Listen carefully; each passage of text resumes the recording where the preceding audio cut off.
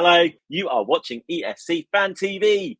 We are going to start by looking at the losers of this year's Festival de Canção.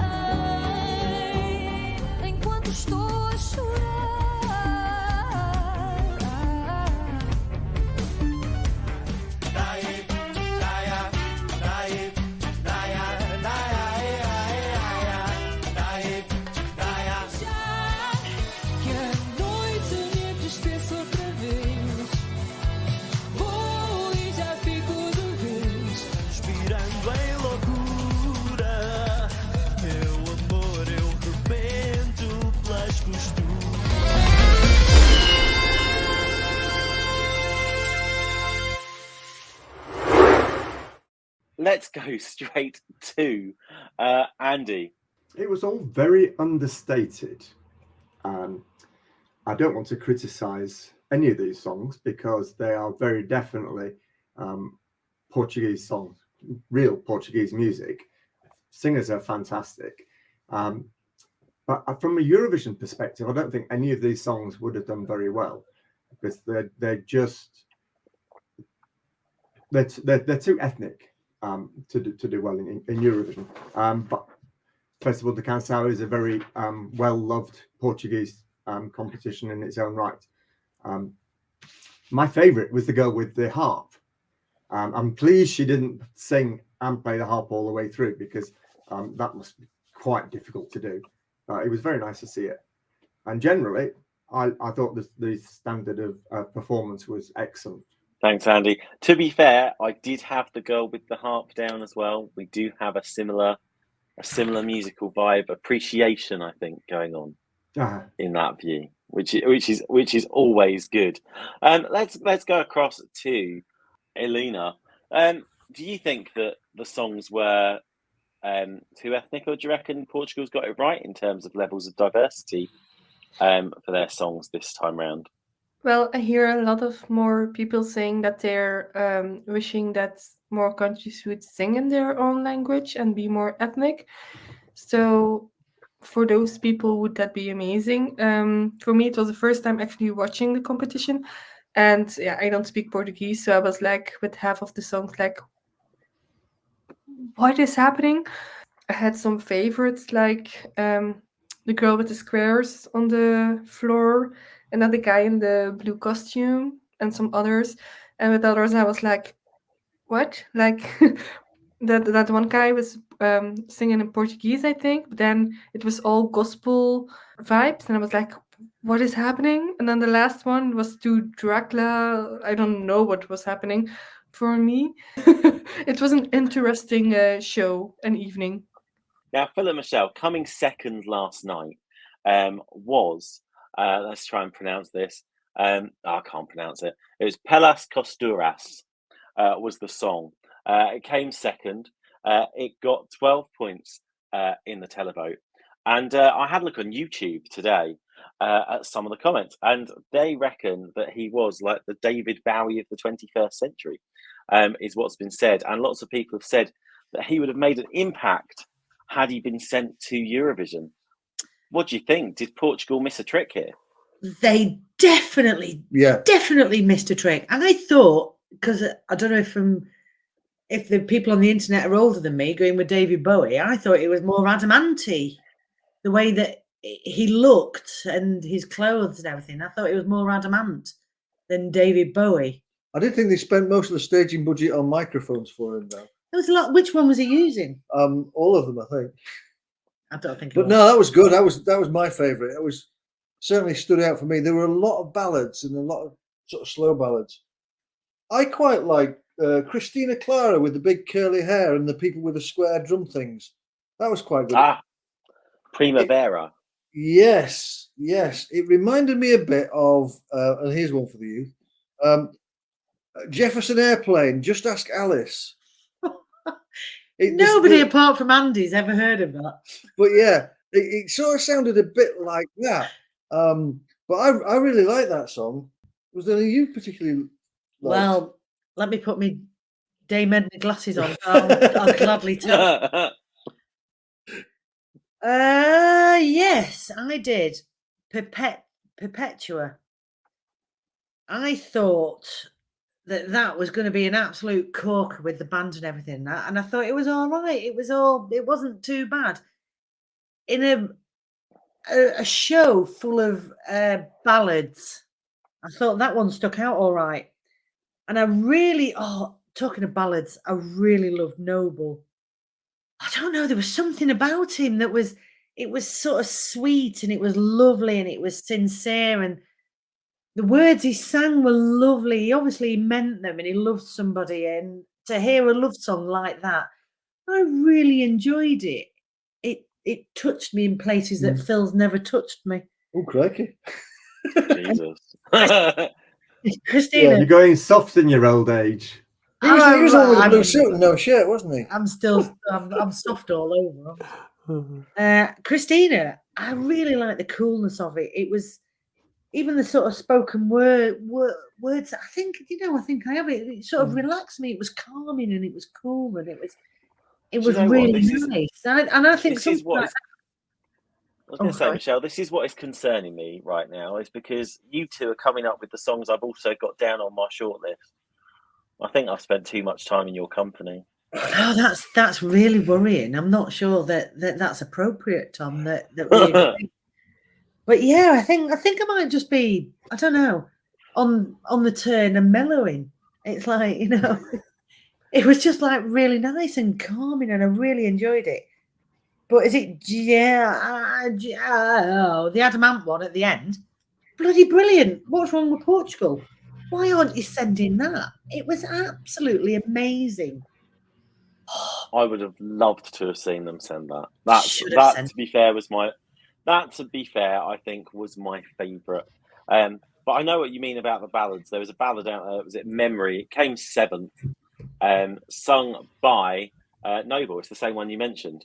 But I thought that was too American for Festival de Canção. I thought it was just a bit too. Yeah, I just didn't think it hit the mark.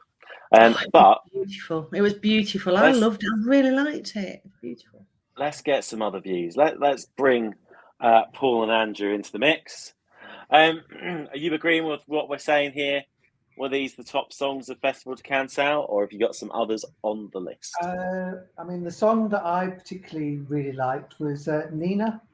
I thought it was actually quite a sophisticated, elegant ballad.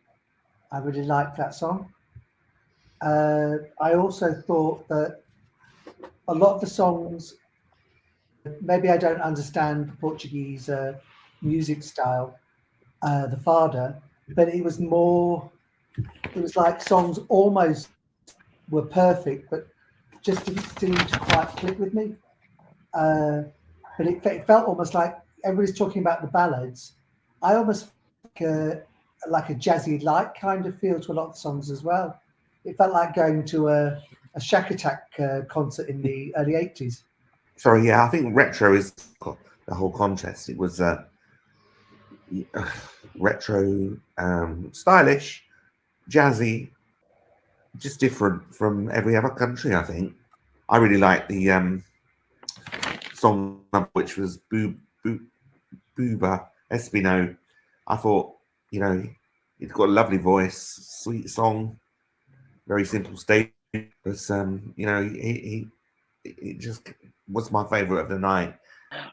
Sean, are you agreeing with what we're saying here? Was it all a bit too retrovision for us?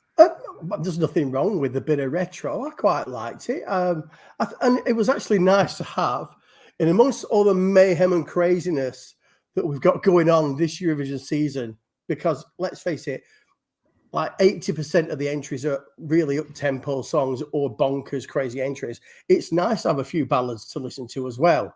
So I thought it was a really, really strong final. There's half a dozen songs in there that I really, really like. Change, song 1, what the bloody hell was that? I mean, it was theatrical, it was chaotic.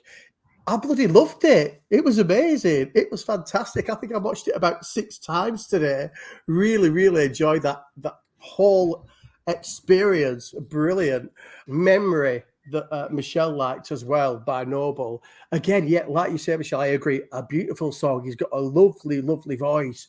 But I just got one criticism. He sang the entire song with his eyes closed. Completely closed. The entire song. And I'm like, open your eyes. Do you know what I mean? I think more people would have bought into it and they might have got a better result if he'd have sung with his eyes open. So that's multitasking, though, isn't it? Come on, open your eyes. Catch up on your sleep and sing a song at the same time. I mean,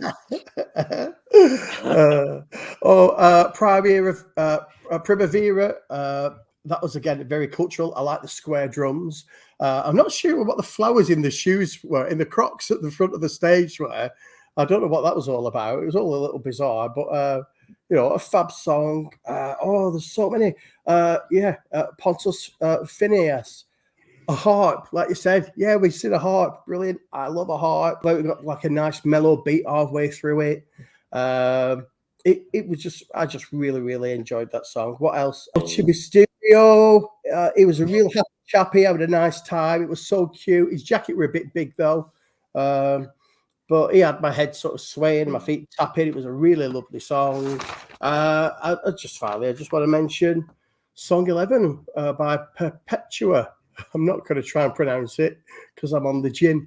But I love the funky, jazzy, retro bop. I liked it. It's going on my playlist. I love how the guitars were dancing in sync and everything. The pastel-coloured suits. It's a proper late 80s throwback. It was just brilliant. A really, really entertaining selection of songs there in Portugal. Loved it. Hey, amazing. Cheers, Sean. And finally, Michelle, what's the chat room saying? Little John liked the guy with the green suit, with a backdrop of a poet looking out from a rock. I like that. That's a good opinion. I like that. Yeah. Katerina liked Pellas, so I didn't remember the title. That's okay. You don't have to remember the title as long as you liked it. Donna, who liked Yao and Christina too. That was Yao was really good. Really, really good. Done over. Thomas is just admiring Michelle's glasses. Wait, hang on, that's the wrong glasses. It's the Dame Edna glasses that he likes. I like the fact that Lee Fern didn't watch any of Festival de Canção because he forgot. Yeah. But it's there somewhere, but Phil can't find it. But it doesn't matter. You can still enjoy the show, even if you've not watched what was going on. You'd get a drift from it and watch it afterwards. Little John thought Memory sounded Irish. Yeah. Donna further up agreed that he looked like Adamant. Yeah. He did. It was Adamant vibes. And we all like an Adamant. It's quite tasty. So I think that's about it. That's about it for that's FTC, about it for Canção. Thank you. Yeah. Back to you, Tom. Let's hear what the winner is. Guys in the chat room, message us. Do you reckon this is going to qualify? Is this going to make it through its semi-final? Let us know in the chat. I'm going to be asking the panel for their views on this as well. Let's take a look.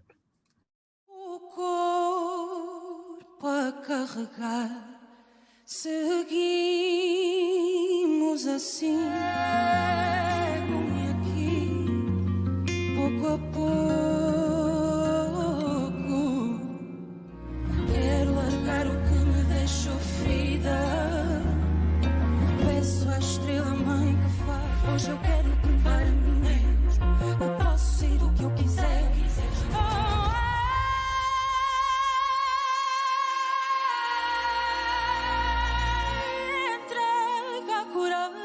Que ainda bate a luz no peito e abre, só chama que ainda arde aquilo que me deixou ferida.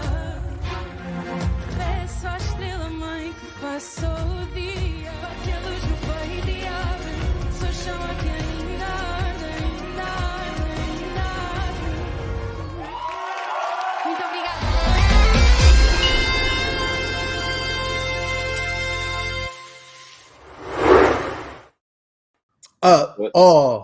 I love this. I love how it's just her voice at the beginning and nothing else, and then it all unfolds into this amazing, dramatic, powerful performance. I love the choreography of the dancers and the way that they use the hands, just the way that they support. I think this is probably going to be one of the potential winners of maybe Best Choreography Award at the forthcoming ESC Fan TV Awards, which you'll find out more about next week. Find more about that next week. But what a voice, what a performance. I just loved it from start to finish. And this is going to stand out a mile in the madness that is Eurovision 2024 in Malmö. It's going to be an easy qualifier in my book. I thought it was absolutely stunning. Sean, yeah. How much did you love it? Oh, yeah, I think you might have had your finger on the button ready. I loved it quite a lot. Oh, I love it. I love it. I love it. He was teasing you, wasn't he, Michelle? He's an I arsehole. saw that. Paul and Andrew, this song is in semi-final 1. It's shaping up to be quite a strong semi-final. We've got Baby Lasagna in there. We've got Bambi Thug. We've got Teodora from Serbia. We have Ukraine in there as well. Electric Fields from Australia. Windows 95 man. Tali representing Luxembourg. First Luxembourg entry in 30 odd years. How is this going to stand out from the crowd? Can it stand out from the crowd? The staging was amazing. I think her voice was very good, but the song didn't like it at all. So sorry, just left me flat. Whereas I loved it, actually. I think it will stand out to the others because they're all completely mad. I mean, honestly, the rest of it is such madness that this will be like a little oasis of calm in the middle of a massive storm. So yeah, I really loved it. I thought it was like a haunting intro, beautiful voice, quite a sad song, but then it sort of transformed halfway through into something really uplifting. Loved the contemporary dancers, beautiful dancing, very dramatic. Yeah, I think it will qualify, actually. Right, let's move on to Alina. What are we thinking? I really liked her song, but am I the only one who is like hating on the dancers? I didn't like them at all. Sometimes they were like a bit ruining the song for me, and I was like, ooh. Other moments they were like fitting in, but yeah, I had some mixed feelings with the acts, like loving the song, hating the way it's staged. I don't know if it will qualify because it's in a strong semi, so I hope for the Portuguese people that it will, but I'm a bit scared for them. I thought it was a very well crafted song. Everything about it was very professional. The staging was great, but it left me a little bit cold. It reminded me somewhat of Blanca Paloma from Spain last year, and I thought that was going to do rather better than it did. And it turned out that it was just a little bit too off the wall and ethnic. This is probably a bit of an easier song to get to like, but I do think it'll struggle, unfortunately. I would very much like to see it in the final because I'm a big fan of countries that promote their own music rather than singing in English. So it would be great in the final, but I'm not sure it'll get there. The staging is really, really good. To be fair, it's a very Portuguese song, isn't it? And I think Portugal generally sends songs that are very Portuguese. You know, they want to send something that's representative of their own style of music. And she's got a powerful voice as well, hasn't she? Oh, she does, yeah. And the Um, staging was really good. I'm not sure if it's my kind of thing though, but having said that, it's going to stand out, I think, because there's a lot of up-tempo, sort of, not necessarily novelty songs, 'cause I don't like that term, because a lot of the songs still have some sort of meaning, but up-tempo, fun, dancey sort of songs. And this isn't, so I think it could stand out. I think it could qualify. The staging's really good. Guys, let's do a simple game of thumbs up, thumbs down. Thumbs up for qualifying, thumbs down for not qualifying. Is this making it through semi-final one? Place your votes now. Do you know, I reckon that's a draw. I reckon we ain't got a clue. I reckon that is the first kind of total and utter draw we have had, guys. Literally 2 in the middle, 2 up, 2 down. Never mind. I think this is going to qualify. In the same way I thought that one wasn't going to qualify a couple of years ago. I was shocked when I found out that it's qualified. But I rate it now. There we go. It's ta-ra for now. Bye-bye. Bye.